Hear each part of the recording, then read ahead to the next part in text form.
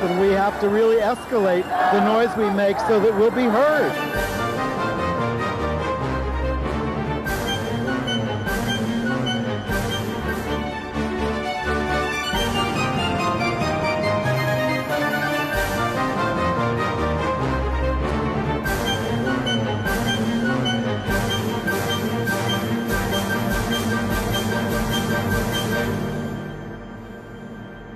Welcome to Gay USA. I'm Andy Hum, welcoming back Ann Northrup. The returning Ann Northrup. How was Colorado? I had a great time. I had a wonderful time with my old high school classmates and my old high school, which was nice enough and crazy enough to honor me as an activist.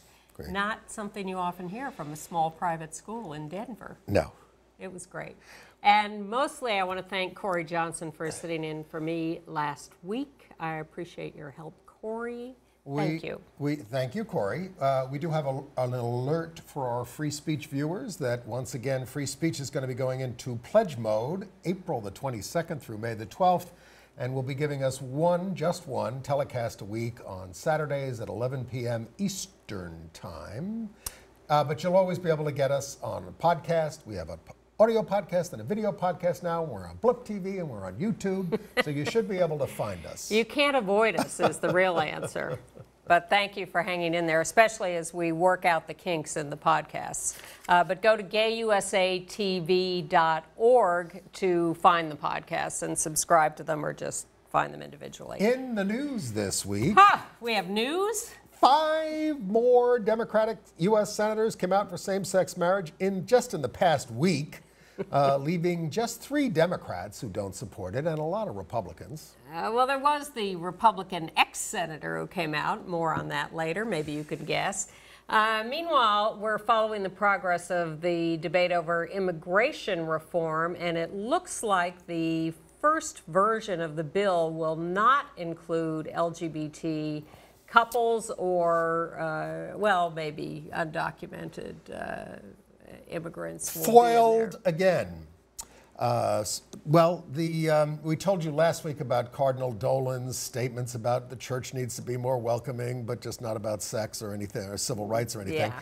So Dignity USA, the LGBT Catholic group, is asking him for a meeting after his promise to do better. Haven't heard about whether that's been scheduled yet. Yeah. And meanwhile, a Catholic parish on Long Island has told one of its members, who was very active as a lay member on all sorts of activities, that he has to cut it out because he married his male partner. Well, Rutgers anti-gay basketball coach is gone, and you know why. You've seen the video. We're going to run it again. There are calls for the resignation of the university president, who failed to remove him when his bigotry and physical bullying first came to light. The athletic director is now gone.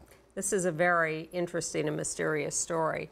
And on the All Sports All the Time Gay USA show, Quaim Harris talks about being gay in the NFL, which he left just recently, as a plan may be in the works for a small group of NFL players, current players, to come out simultaneously. And on the basketball side, Magic Johnson has affirmed his gay son, and Marie Osmond, her lesbian daughter. We don't know if she's involved in sports.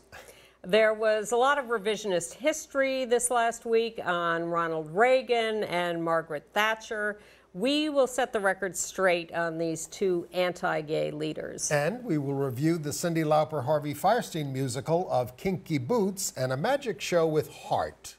Bullet Catch, part of Brits Off-Broadway at 59 East 59th. On to the news. As Andy says, for those of you who can't stay up, here's the verdict on those 2 shows. One up, one down. You guess which is which. Okay. All right, but we're going to start with marriage equality and the latest head count. This is sort of a sports event, too, these days, in the United States Senate, because somehow the tide has turned. Let's just get it over with. I think a lot of these guys are saying they're tired of, well, maybe for the first time, a lot of people are asking them the question because they just thought if they were from some of these states, they weren't going to respond. So this week, In Florida, Senator Bill Nelson came out for it. These are just the Democrats. Tom Carper from Delaware, Heidi Heitkamp from North Dakota, and Joe Donnelly from Indiana, and Tim Johnson from South Dakota, who is retiring, and his son is going to be running for this seat. So, you know, we're building up. What are we up to now? We got 2 Republicans. We got about 54 votes, I think, or maybe 52. Why don't we repeal DOMA? Well, let's beat Uruguay and France to the to the altar, or maybe Uganda. Yeah. Well, all of this seems to be gaining huge momentum since the Supreme Court arguments. That seems to be a real tipping point there, with Rob Portman coming out around that just before it, and then the arguments, and that did the national news, and therefore people started getting asked more clearly and succinctly about their positions. And it's interesting because, you know, same-sex marriage is polling pretty well nationally, about 58%, but like 75% support anti-discrimination, and yet the Employment Non-Discrimination Act isn't going anywhere in the Congress. Interesting. And so there's still... all these people had various explanations. It's the right thing to do. I've evolved. The government shouldn't discriminate. God made gay people. And various things all over the map. But Mary Landrieu of Louisiana, Democratic senator, is holding out and saying people should love who they love and marry who they want to marry. But people of Louisiana don't like it, so I ain't going to be for it. Well, she says she basically is for it, but she's not going to go against her constituents' opinion. What does that mean? And Pryor from Arkansas. Mark Pryor. Was originally quoted as being undecided, but he clarified that to say, no, I'm against it. Well, there could be an impact on federal benefits, and we need to look at that, he says. And then Joe Manchin from West Virginia, who is the Democrat, who was the NRA member who has broken with them over gun control, hasn't broken on same-sex marriage yet. And the Republican senator, who's retired now, who's now for same-sex marriage, is Olympia Snowe from Maine. Profiles encourage. Well, in Illinois, Governor Pat Quinn says passage of same-sex marriage in the House, where it's already passed in the Senate there in the state, is close, he says. Well, the ministers are getting in gear against it. On both sides. Ministers came out for it this week and then were responded to by ministers against it. Republicans in the Illinois House are beginning to come out for marriage equality, and that's why they now think this may actually move forward. They have to vote by the end of May. They still have, 6 or 7 weeks to get this done. How's that override in New Jersey going? Nowhere, and neither is the court case, evidently. Okay. In Rhode Island, the Senate president, the woman who's a Democrat but is against marriage equality, says she believes there will be a vote by the end of April. In Rhode Island, it's already passed the House there. It is expected to pass the Senate, but it's close there. And how about Orrin Hatch? What about him? I didn't read this. Go ahead. Fill me in. Senator I'm from glad Utah. I watched this show. He says that maybe we should approve these civil union things because that could then forestall the call for marriage. That's what the Holy Father said in Argentina at one point. Too late, Orrin. The horse has left the barn. That's correct. I have thought of one thing, though. I mull these statements and arguments as I hear them, and the Republican National Committee is about to pass a new resolution at their spring meeting against marriage equality. And there's all this talk about what you hear from the haters is we can't redefine marriage.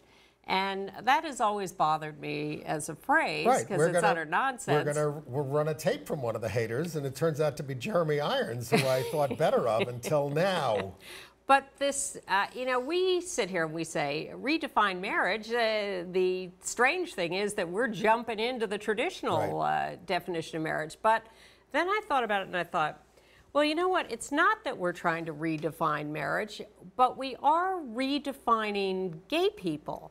Not necessarily because we're more conservative and want this, but because we're taking ourselves out of the sick and perverted category and redefining ourselves as first-class citizens who are equal. So you're saying it doesn't have that much to do with marriage?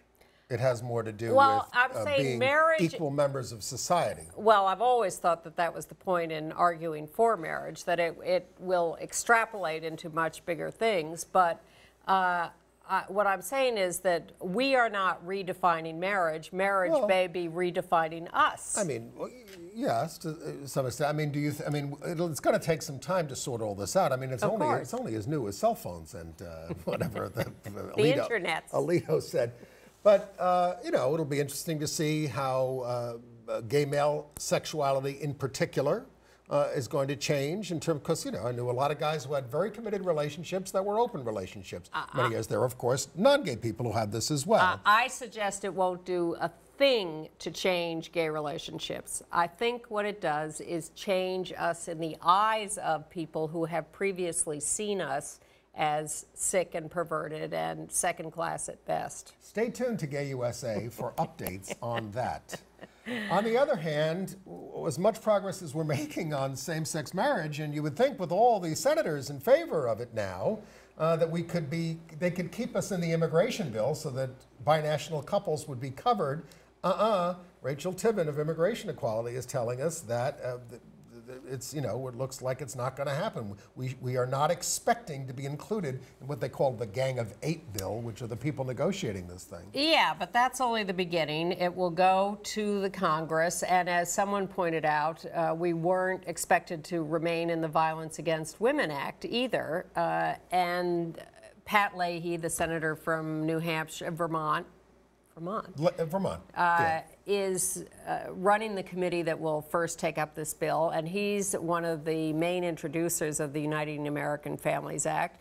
And there's some thought that we may be inserted in the bill, if I may use that term, as this goes along. Don't give up yet. But keep those cards and letters going to Congress that you want us included. Well, going back to the way we're perceived and everything, I was interested in Charles Blow's column in the Times this week, because it said, you know, there's this enormous support for same-sex marriage among young people, but it doesn't necessarily translate into how they feel morally about homosexuality. It says the young people are nearly evenly divided over whether sex between two adults of the same gender is morally acceptable. Even though well, that would blow a hole in my argument, wouldn't it? Even though they support our right to marry. Well, we have always believed that we have to acclimate the general population to us and how we perform with Time magazine covers and everything. I was just going to say, they're helping us out there. Well, Glenn Beck has thrown in the towel. He says to be against marriage equality is foolish because we have been making the right argument all along that it's about freedom, and so they have been stupid to do it their way. As I am starting to say, with all these people getting on board, and we're glad you're getting on board, it feels like France after the war, where no one was a collaborator during the war, and now everybody's just saying it makes sense. Well, in that vein, Patty Davis is redefining her father, Ronald Reagan, and saying that he would have backed marriage equality because they had two aunties who slept together and took care of them when the Reagans went away. Yes, and there was no problem with that. they were left with a lesbian couple as babysitters. Ronald Reagan was, whatever he might have expressed privately at home, was an anti-gay pig, war criminal, of course, during the AIDS crisis. And I could give you examples of his nervousness about having openly gay people. He had a lot of gay homosexual people in his administration, but they were closeted, all of them. Nobody was out in those days. Even George W. Bush had an out gay ambassador, for God's sakes, but Reagan didn't. I mean, come on. He was also 20 years earlier, but we have to have the one asterisk to give him credit for opposing the bill in California that would have disallowed out gay teachers. It not only disallowed, this was Prop 6, I believe, it not only disallowed out gay teachers, but anybody who supported gay teachers. So it was so outlandish that Ronald Reagan, a former governor of California, came out against it and probably turned the tide against that, yes. Yes. But if you can name something after that, I'd appreciate it. Yes, and I think Patty is going too far.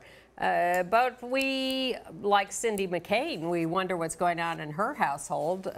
She is going to be appearing in a Phoenix production of Dustin Lance Black's play 8, the transcripts of the Prop 8 trial. Yeah.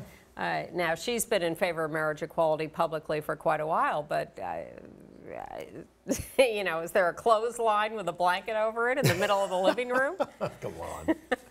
Well, It's just like the Fords. You know, there were lots of disagreements over some issues in that household. And I'll bet you have some opinions about David Letterman's telling Rachel Maddow that religious objections to same-sex marriage are absolute stupidity. Well, of course.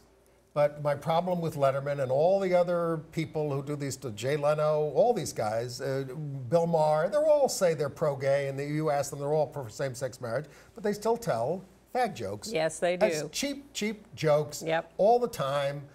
They had another one. I mean, Letterman had a comedian on last night who was doing it again, you know, who he gave round applause to. I mean, it's just the corner of the realm, and it's laziness. So I would appreciate, that's their business, and I would appreciate it if they would improve.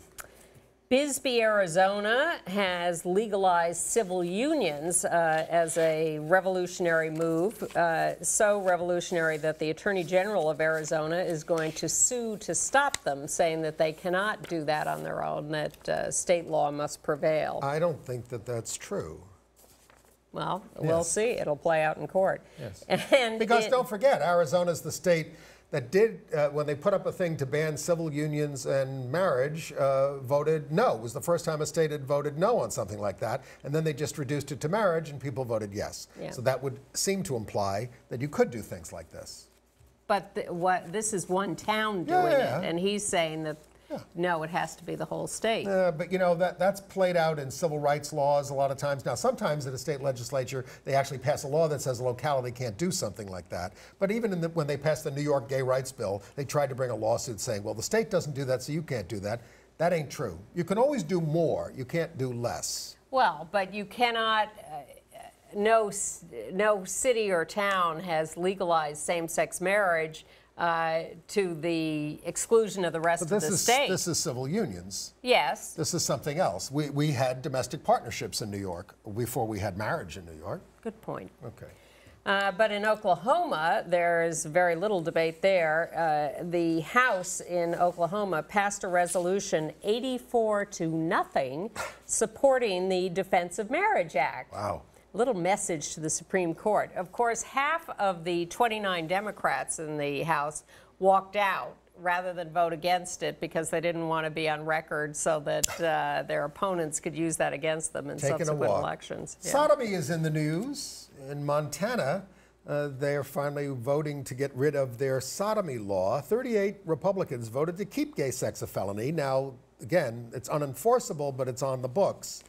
And there's a wonderful YouTube posting by one of the House representatives there in Montana, a woman named Amanda Curtis, who evidently posts a daily blog on YouTube of her activities in the House. And she says in this one, when she's talking about this, she said, "Made me so angry. It was all I could do to stop myself from getting up and going across the room and punching out the guy who was using religious now, symbols." Amanda, we don't believe in violence, but what she was responding to was this Representative Creighton Kearns, who said that if we abandon our moral compass, we will lose our country. It's as simple as that. That would be simple. In Maine, a court is hearing another appeal by the National Organization for Marriage of the order that they must identify their donors. It's great that we've been getting these court decisions, but they keep stalling.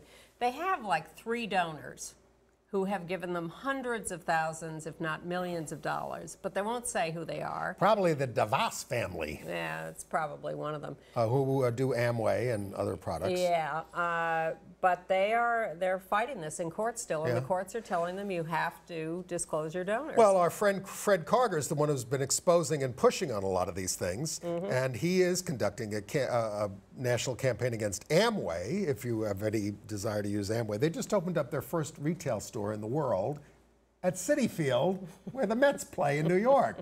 Why aren't we out there protesting? Yeah. He intends to, but he also says they make 2 very high-end cosmetic products, Revive and something else, and that these are sold at Bergdorf's, Neiman Marcus, all the high-end Saks, all the high-end stores. And he's pressing these stores to drop these products because the DeVos family, which owns this company, donated $500,000 to the National Organization for Marriage. I'm sure they've given many millions to many anti-gay things.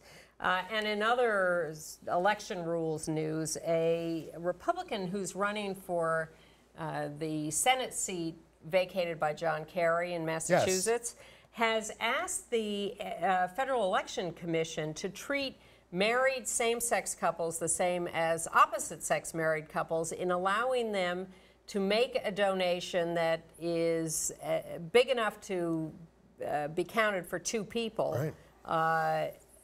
Because the Defense of Marriage Act forbids that. So this is a Republican who's standing up against the Defense of Marriage Act, something that people hadn't thought of. And we left just another way in which we're not treated We left equally. sodomy a little too soon because in Virginia, the horrible Attorney General there, Kenneth Cuccinelli, we got a good decision out of a federal judge there on their crimes against nature law, saying it's unconstitutional, you can't use it and all this kind of stuff. And he appealed this decision. And the court said, forget it. Yeah, no one at the Fourth Circuit was willing to hear his appeal, including people who had dissented in some of the other cases. Right. Ken, it's over. Stop wasting the taxpayers' money. This guy could become governor, though. Watch out. All right. Now I'm going to segue from marriage to sports because we have a big sports section. All right. Here's the segue. In Chicago, the National Organization for Marriage was holding an event and a fundraising silent auction kind of thing. And they had some memorabilia from Chicago Bears players, signed jerseys or helmets or whatever. And they were advertising it as, we have the support of the Chicago Bears player, this one and that one and the team for our work. And the Bears freaked out and said, how dare you? We didn't give you this stuff. We don't support what you're doing. You are creeps. And NOM had to come out with a statement admitting that they had made that all up. They had the stuff. They may have gotten it from one of their members who got it or something, but they are not supported by the Chicago say something Bears. to Brian Brown, who is the head of the National Organization for Marriage. Brian, it is a sin to tell a lie. It's also a sin.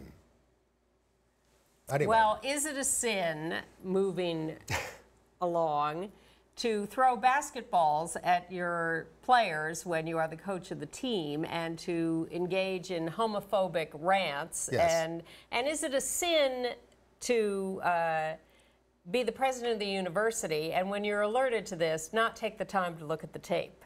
Yes, yes, yes.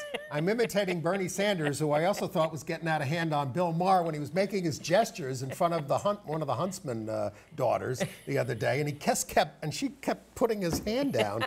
And I like what you say, Bernie, but I don't like that. So I don't know this guy, Mike Rice, and obviously he was very anti-gay, brutal, bullying, nasty. People didn't see. Let's roll the tape as we discuss People didn't seem to like to work for him. There was a lawsuit by one of his assistants against the school, et cetera. I mean, you've all seen this. It is unbearable to watch. People don't like bullies.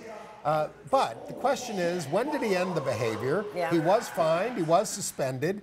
Was that enough? Now, the athletic director, who has since had to resign, says, I tried to fire him, but the lawyers wouldn't let me fire him. So we haven't. Well, new information keeps coming out, and now they say they will do a bigger investigation of this. Garden State Equality is asking for more investigations. The governor is a little nervous because he put the president in to totally reform the university, to break off part of it and give it to a donor of his who wants to pump up his own university in southern New Jersey. So there's a lot of corruption going on there. It stinks from every hole. It does. And at first I thought, well, this is strange because if they decided to fine him and suspend him, that was 6 months ago or 4 months ago. What has happened since? Has he stopped this behavior? Right. Why are we now punishing him sort of in retrospect? And then I found out, because they keep finding out more about this, that in fact they knew about this behavior for a long, long time. And players had complained? Yes. and at both Rutgers and at his previous job. And don't forget, Rutgers is, of course, the school where Tyler Clementi went, and so there was a heightened consciousness about anti-gay stuff, which this guy was guilty of. I really think the biggest crime here, aside from, doing brutal bullying stuff, is the president of the university who did not look at the videotape. I cannot imagine that. Can you imagine they come to you with this story that they've got this guy on tape doing this stuff and you don't look at the tape? I can imagine lots of people wanting deniability and things like that and saying, are you taking care of it? I'm delegating, da-da-da-da-da-da. Wow. But it's not good. Well, I thought that was a pretty shocking part of it. And then the president comes out and he gives a press conference and he's asked, all sides of this, and he ends up saying, don't you dare accuse me of not standing up for the gay students or against homophobia. Homophobia, wait a minute. Oh, I just had being very personal? Is a personal issue for me. Is he gay? And I'm not going to go into the reasons why. Really? Gay kid?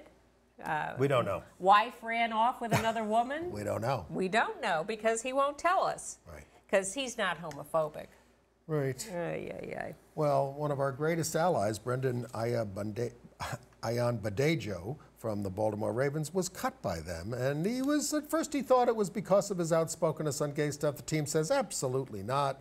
Was not cut because of his views. Well, he shows up in a video we have that's an interview by CNN with Quaim Harris, who was a San Francisco Giants player who quit recently or retired. 49ers, thank you. I keep football. Giants are a football team too in New Jersey, but they call them the New York Giants. Got that? It's getting worse, yes. Quaim Harris, you may remember a few months ago, was arrested for getting in a fight with his ex-boyfriend in the parking lot of a restaurant. And then he retired or quit or was fired or whatever. And the fact that it was his ex-boyfriend became the sign that he was in fact gay. Now, he has not spoken until now. He talked to CNN about his coming out and about what it's like to be a player, be closeted, and whether one could be out. So let's take a look at that. History on this field, huh? Quaim Harris was always a standout football player, from high school to Stanford University to first-round pick in the 2003 draft. He played 6 seasons in the pros, 5 with the San Francisco 49ers and 1 with the Oakland Raiders.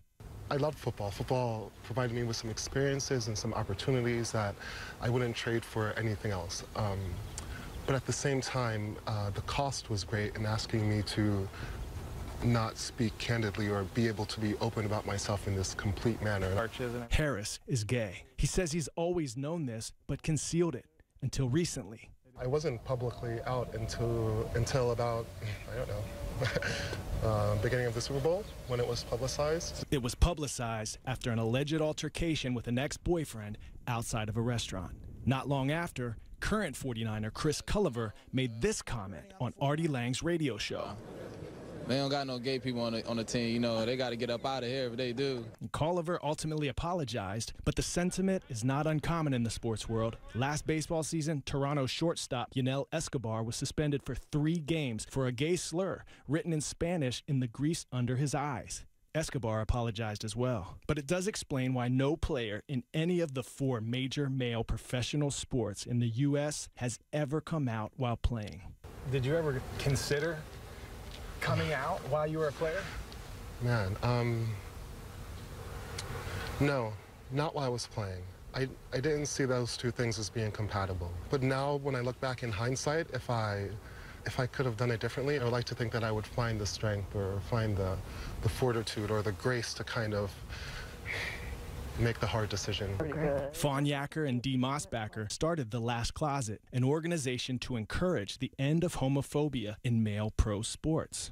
Just have to look back to Jackie Robinson's days when he came into baseball. And he had some trouble, but it was the management that really took care of him and made it okay. Yacker points out that for many players, it's a non-issue. We're going to support him, and we're going to treat him just like we treat everybody else, every other teammate, with love and fairness and kindness and compassion, because we know it's really going to be a tough burden on that person. For Harris, the burden almost became too much to bear. You want to escape this despair, this turmoil, and maybe your mind goes to dark places sometimes. But I would just say that I'm happy today. I'm glad that, I didn't actually, that those are just ideas and I didn't act on any of those things. And that, it does get better. You hadn't spoken about this to any media at all, so why now? I want people, whether they're gay athletes or athletes who are still in the closet or youth who aren't quite sure what their sexuality is, to realize that not only is that not unique, that those feelings are common feelings. Don't feel incredibly alone in having these questions. And secondly, that I'm gay and I'm a former athlete, and I think I'm a pretty normal guy. Yes, Quaim, we're trying to make this the new normal. Well, they are trying to make it the new normal because there is some talk in the background that several, maybe 4 current NFL players are working on a plan to come out simultaneously. Good idea. So that there won't be... Strengthen numbers. Yes, there won't be just one target, and that they will continue to play. This will not be a post-playing event, but yes, we'll see. You can go see the new Jackie Robinson movie, 42, and you'll see what he put up with being the only one for at least a little while. Well, another one who was a little isolated was Magic Johnson when he came out about having HIV. Wow. And he has survived and thrived with a few bumps in the road along the way.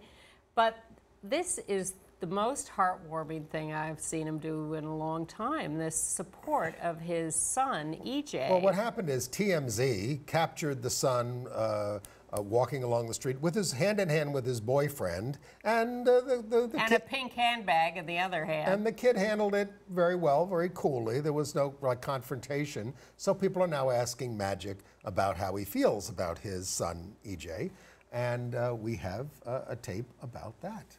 How long have you known EJ was gay? Oh, we've known for a long, long time, that my son EJ was gay, and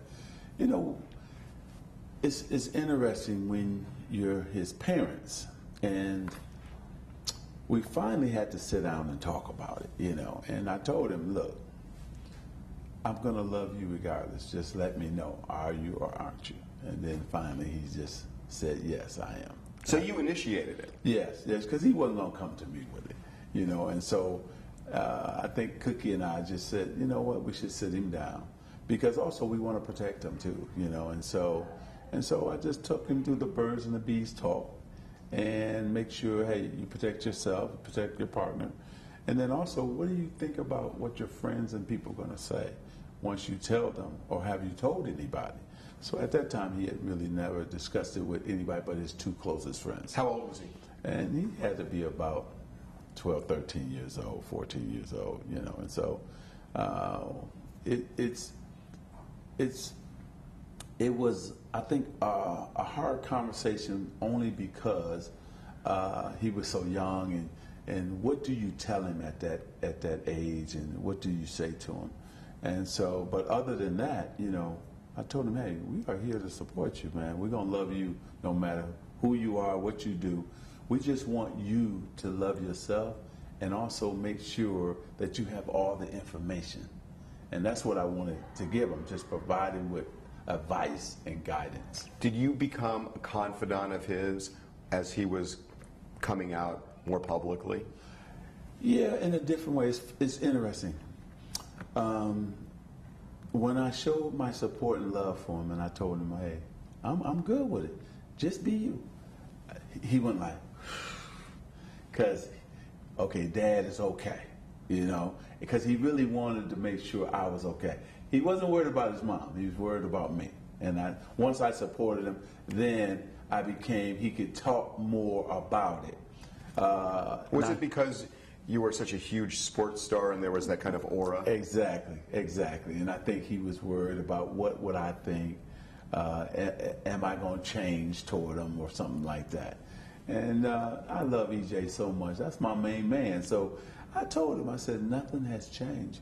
I just want to help you along the way because a lot of people are going to be happy for you. Then some won't understand. So you have to remember, always talk to me, always talk to your mother, and we'll just help you along the way.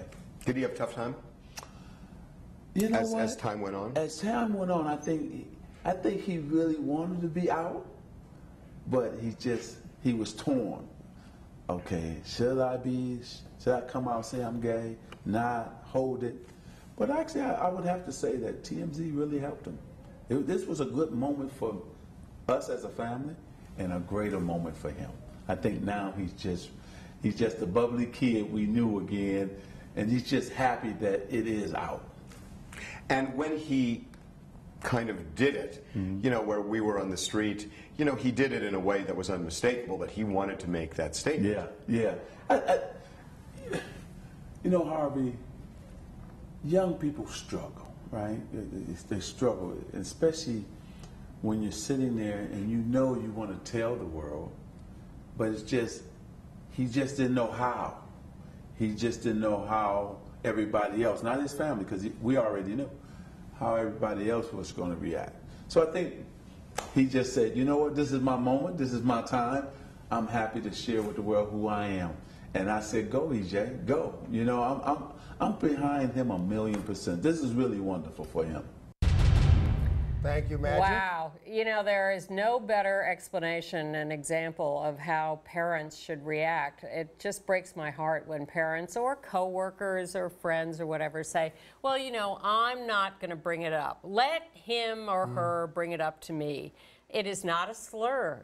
It is not something bad. Mean, it's true that some kids at an early age get nervous when their parents say, "Is there anything you want to tell me?" This kind of stuff, because the kid is because it shouldn't be. Is there anything you want to tell me? I'm just saying, because some parents worry if I just say, "Look, I mean, I'm kind of figuring you're gay." Sometimes the kids react. They pull back and they say, "Oh no! They're not ready for it." That happens sometimes. But we've covered examples of it on the show. But it's a dance. It's an ongoing dance. Yes. It's not one event. It's, first of all, a household that allows for difference and diversity, and that says to the kid on a repeated, ongoing basis, you know, maybe you'll be someone who's attracted to the same sex, maybe you'll be someone who's attracted to the opposite sex, but you know, whatever. Ronald Reagan put 2 lesbians in his bed, you know, and nobody came out, so. Well, I applaud Magic and really hope people pay attention, because the point is not to leave your kid out there swimming alone. Right. Jump in. Help. And we applaud Marie Osmond, not only the highest profile Mormon to come out for marriage equality, but it came out this week in support of her lesbian daughter. It's not a sensitive topic, she said to a radio interviewer. I love my daughter. Jessica. Yeah. Yeah, that was nice. All right. Not so sensitive is Smith College, which is a single-sex college, admits only women, got an application from a high school student, Calliope Wong, who identifies as transgender, not fully transsexual yet, teenager, but applied to Smith as a woman-identified woman in the sense of her gender identity. And Smith, when they figured out that she was or is transgender, rejected the application. Where is she supposed to go? Well, can she go to an all-men's school? Here's what's really interesting. Smith, for many years, has had women who were students who transitioned to being male. While they were there. And stayed there and were welcomed at the school. So how do you define as a single-sex school with male students and then reject the transgender or transsexual female applicant? Has that issue been resolved at the women's music festivals? No, it has not, and that's the next story. But it's 3,000 people have signed a petition now to Smith to reconsider the application of Calliope Wong. Please. At the Michigan Women's Music Festival, which has been having this fight for years. About 30 years. Yeah, at least, because they don't want to have attendees be transsexual women. The Indigo Girls, who have played there for years, are playing there again this year, but said they will pledge the proceeds from their appearance to trans activism and will say so from the stage and will not appear again until trans women are included as welcome at the Michigan Women's Right, and we do want to ban Festival. anti-LGBT discrimination everywhere, and HOC put another press in this week for the president to sign an executive order on federal contractors. It's been pointed out that $250 billion in contracts go to states where there are no LGBT anti-discrimination laws. I think it's possible he could do that. I'm not holding Maybe my he's breath. saving it up for Gay Pride Day, so have something to announce. We're also waiting to see whether the Johns Hopkins School of Medicine will keep Dr. Ben Carson as their commencement speaker. He's the new darling of the Republican right wing, but it turns out that he doesn't like LGBT people. Who did he compare us to? You can't change the traditional definition of marriage, he said. Why, then you might as well have marriage for members of NAMBLA or people who like bestiality. He's sounding more and more like Jeremy Irons. We're getting to that. And Texas A&M, the Student Senate passed something called the Religious Funding Exemption Bill that would allow students to withhold part of their student fees that would have gone to the GLBT Resource Center. And then can we withhold it if it goes to anti-gay religions? Or the military corps of Texas A&M. So the sad thing is that although almost everybody who showed up to testify testified against it, they passed it anyway. But yes, the student body president vetoed it. Yes. Good for you. And he did, because he wants to keep peace in his community. Yeah. And, well, look, the whole state was going to pass a bill banning, funding for LGBT kind of stuff. But Spring High School in Texas has backed down in the face of threats from the ACLU to sue. They will let their male student who asked to wear a dress, heels, wig, and makeup to the prom. Right. Got a crime story in New York. I think we told you about this. That a man came into the Waverly Diner in the heart of Greenwich Village and cracked a ketchup bottle over the head of a lesbian and shouting anti-gay slurs. We have a picture of the suspect. If you happen to have seen him, call 911, I guess, or Crime Stoppers, or one of those kinds of things. It's a terrible crime, and they have not apprehended the guy. Also in New York, they dedicated a plaque this week to Jean Manford, the founder of the Parents and Friends of Lesbians and Gays, at the church on 13th and 7th, where they founded it. They had the memorial service for her this week. And in Cincinnati, the city council passed a law that parades that get city funding cannot discriminate in their inclusion of various groups, because the gay group was thrown out of the parade this year, and so the city council says, we're not going to let you do that if you're getting our money. And we've told you about Christine Quinn, who is still the leading candidate for mayor in the Democratic primary. But she's slipping a little bit. She's at 32%. Her nearest rival is at 14%. She has a lot of male rivals. But Gloria Steinem came out for her this week and, obviously would like to see a woman mayor in New York finally, but also would like to see a lesbian couple living in Gracie Mansion. But they just got a new apartment. Are they going to move to Gracie Mansion? The current mayor doesn't live in Gracie Mansion, which they used to say was the only good reason for winning the job, but because he has a townhouse near the Metropolitan Museum. That's and we told you about Cardinal Dolan last week and his being on the talk shows, so saying we need to be more welcoming, we need to do better. And I called up the Archdiocese and I said, "Oh, what are you doing wrong? And what do you intend to do better?" And the spokesperson just said, he said, the cardinal statements speak for themselves.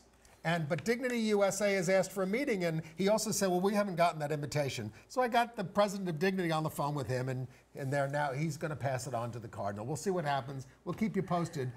don't hold your breath. Yeah, well, especially because in Oceanside, New York, on Long Island, Nicholas Coppola was performing a lot of secular duties at St. Anthony's. He was an altar server, a lector, a teacher. He was a visitation minister to the sick and so their somebody homes. sends an anonymous letter to the Bishop of Rockville Center, which is the diocese, and says he got married to a man. And they're canning him from all of his official duties at the parish. That doesn't sound very Christian. Now, he had not been closeted. No. They knew when he was doing parish all this was stuff. kind of okay with it.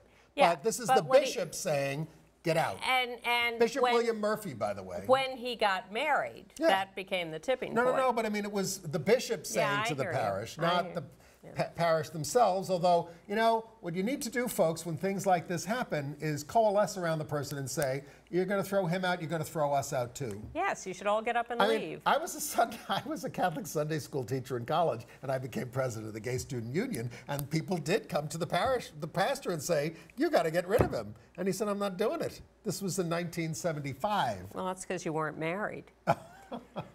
The American Psychiatric Association will honor Dr. Caitlin Ryan for her 40 years of really incredible pioneering contributions to the mental health field. Sure. She's done astonishing studies of LGBT kids and their families and done really amazing, important work. Yeah. Congratulations International news? to her, yes. Well, same-sex marriages have been advancing in Uruguay and France, and so it's Liberté, égalité, fraternité. in France, it should be done by the end of May. Yes. The The French Senate okayed marriage on its first vote, 179 to 157. They have a few more votes to come. Kind of close. Well, and in fact, it got more votes than they thought it might. But it cleared this big hurdle, and therefore they think it's all going to go through. Yes, we'll France has see. discovered its Catholicism in light of this proposal. In Uganda, it looks like... You mean Uruguay? I'm sorry, thank you. Uruguay. I had another story in Uganda. Final approval of marriage this week. As we are taping, the president's promised to sign the bill, and marriages could start as early as August in Uruguay. Yes. Although in Colombia, the Senate was having a debate, and this is the country of Colombia, and an LGBT rights protester interrupted the appearance of the Attorney General, and the head of the Senate said, this is unacceptable behavior and will not be tolerated, and canceled the session. Hooligans. But the Constitutional Court there in Colombia has ordered that same-sex couples be given full equal rights by June 20th. The legislature is merely debating whether it will be marriage or, you know, civil unions or whatever, but we think we're going to end up with marriage. Right. And if any of you are thinking of going soft on Maggie Thatcher, let us just remind you that her government was the author of Section 28, which banned talking about gay stuff in the schools. It was a horrible thing. Cast a pall over the community there for a long time, but it actually also got a lot of people to come out of the closet, like Ian McKellen and others. She was bad on gay stuff and on everything else, basically. Yeah, but is this true what I read, that in the 1960s, when she was just a member of parliament, she voted for decriminalization of homosexuality? Well, she might have, but as prime minister, when she had real power, she put us back, a lot of people back in the closet. And speaking of real power, Vladimir Putin, who runs Russia from top to bottom, was visiting in the Western European country of the Netherlands and Germany. And the picture we have there is from Germany. Yes. That's a protest about Pussy Riot. And naked protesters, and he was quite delighted with that. Angela Merkel looks a little goosed as well over there on the right. But there's great tape footage on YouTube of thousands of rainbow flags and demonstrators in Amsterdam coming out against him. It's like in Denmark when the king wore the yellow star. Yeah, it was kind of cool. Yes. Boris Dietrich, who we've had here, has moved the Human Rights Watch LGBT office to Berlin so that they can concentrate on Eastern Europe and Russia. He's a good guy. In Zambia, the gay rights activist Paul Kasankomona was arrested for inciting the public to take part in indecent activities just by talking about this stuff on TV. So very brave. This is likely to happen to us if we land there. He went on TV to call for the decriminalization of homosexuality and was arrested. In Singapore, a court has rejected a challenge to the sodomy law, an attempt to declare it unconstitutional. The court called it a long-held social norm to criminalize sodomy and said if it's going to be changed, the parliament has to change it. It's not a basic right. All right, and in Uganda, there was a rally at the grave of David Kato, who was killed for being gay there, the great gay leader there. It was a homophobic rally to celebrate Easter. Say no to homosexuality. This was all done while his mother was inside her home right nearby. Outrageous, these folks. They go on and on. I mean, on and on and on. And Malta has sorted out its marriage laws to allow transsexuals to marry. One transsexual woman had been in court for 7 years trying to get the right to marry. They had no problem with gender identity change, but they walled off marriage as a possibility. But now they've said, oh, yeah, I guess you really are your new gender. And the president of Gambia said to gay people, if we catch you, you will regret why you are born, and said homosexuality is anti-humanity, anti-God, anti-human, anti-civilization. He goes on and on and on and on, but so did Jeremy Irons this week. Okay, let's take a look. I'm just, I was a big fan of his acting, Brideshead Revisited, and on and on and on, but when he did this, you decide. Does that apply to things like gay marriage for you? I mean, last week the Supreme Court was hearing Defence of Marriage Act, basically they're going to be deciding on gay marriage this year. Same as we are in England. Yeah. I don't know. How far does it extend? Well, I don't know. I mean, it's a very interesting one, that, and I don't really have a strong feeling, but I see that what we had in England, which was, it was not marriage, but it was a union you could make if you were gay and you wanted to make a civil partnership. Yeah, civil union sort of has the same rights as marriage, but not the name. Same rights, not the name. And it seems to me that now they're fighting for the name, and I worry that it means somehow we debase or we change what marriage is. I just worry about that. I mean, tax-wise is an interesting one, because, you see, could a father not marry his son? Well, there are laws against incest. It's not incest between men. Incest is there to protect us from having inbreeding. But men don't breed, therefore so incest wouldn't cover that. Now, if that was so, then if I wanted to pass on my estate without death duties, I could marry my son and pass on my estate to him. No, that sounds like a total red herring. I'm sure that incest law would still cover same-sex marriages. Really? Why? Yeah, because I don't think that incest law is only justified on the basis of the consequences for procreation. I think there's also a moral approach. It's enough of this. It just goes on, and then he talks about loving his dog, and you could love this. I mean, and then he issues a statement afterwards and said, well, the stuff about marrying your son, clearly it's a mischievous argument, but nonetheless valid. Nobody should think I'm anti-gay. Look, Jeremy, this is disgusting. Once he talks about debasing marriage, you don't even need to hear any of this other nonsense. Sign him up for NAM. He's speaking in New York on the 24th at the New York Times building on his movie Trashed. Well, he just trashed us. On a brighter note, the U.S. Agency for International Development has announced an $11 million partnership with LGBT groups to do international training on LGBT issues. $11 million bucks over 4 years. They're working with the Gay and Lesbian Victory Institute, Estrella, the Williams Institute. They're starting in Colombia. They're working in Ecuador, Honduras, Guatemala. Research on the economic impact of discrimination. It's great stuff. Yes. Thank you. Okay. AIDS news. Well, what have you got there? Well, I mean, we've talked about yes, that. we have.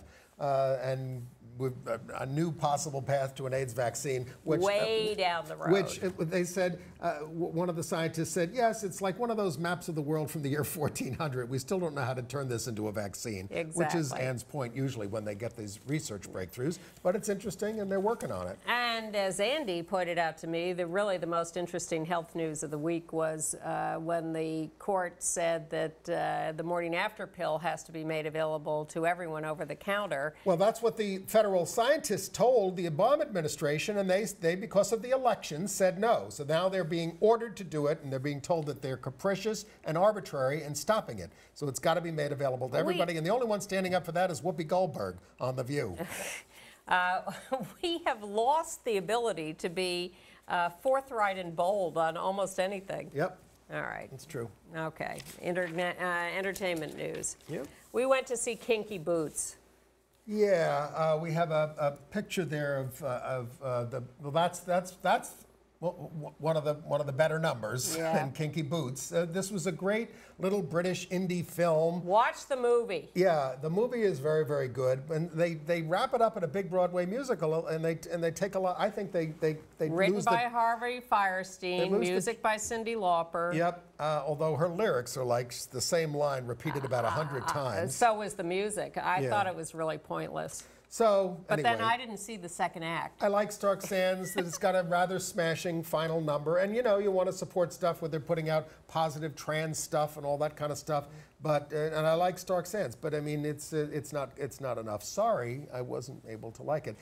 The other play I saw this week, first of all, I need to make a quick correction from last week. I mentioned Seeing Good with People by David Harrower, and I said that he wrote Bluebird, but he wrote Blackbird, which is another show entirely. So anyway, that's still running. You got 1 minute. All right. Well, the other show I really liked was a show called Bullet Catch. This is at Brits Off Broadway, 59 East 59th through April 21st. It's not exactly a magic show, but a very moving exploration of, you know, well, let me just say I was in the show because I was the audience member that was selected. The end of the show is about firing a gun into the mouth of the Rob Drummond there, who was the star, who was the guy who does it. But the real magic is about our exploration of our desires to love, save, and kill in our relationships. And it's so good, it's going to be going to the National Theater after this. So you can catch it at 59 East 59th Street now. Okay. Anything else? Okay. Oh. That's it for us for this week. Remember that starting next week, Free Speech will be in its pledge mode for a few weeks, and you can catch us only on Saturday night, 11 p.m. Eastern, and look for us online and podcasts at gayusatv.org. See you next week. Bye.